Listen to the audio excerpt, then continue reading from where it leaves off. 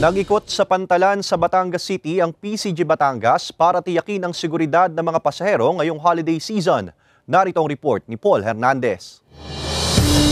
Kahit dumaan sa mga baggage scanner, hindi nakaligtas sa mga K9 unit ng Philippine Coast Guard o PCG Batangas ang mga bagahe at kargamento ng mga pasahero sa departure area. Pinasadahan ng mga sulok-sulok sa pantalan. Bahagi yan ang pagtitiyak ng seguridad ng mga magtatawid dagat. Para sa ilang pasahero, mainam ang mahigpit na seguridad. We're not also consider the forthcoming Christmas but also yung threat, no? Alam natin yung bombing incident na lately na nangyari. So kaya double yung aming security measures. Talagang dapat gayon ang gawin nila dahil para ma-safe ang mga tao. Bagamat wala pang naiulat na untoward incident, sinisiguro ng PCG na hindi nag-overload ang iba't ibang sea vessel. Naka-heightened alert na rin ang PCG nitong mga nakaraang araw pa. Nag-increase kami ng number of safety inspectors yung team.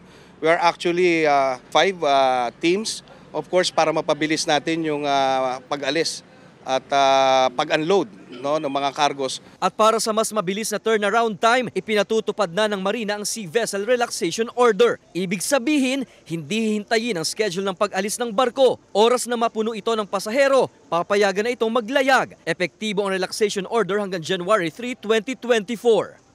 Kasama si Buhay Adante Jr., Paul Hernandez. Balitang Southern Tagalog.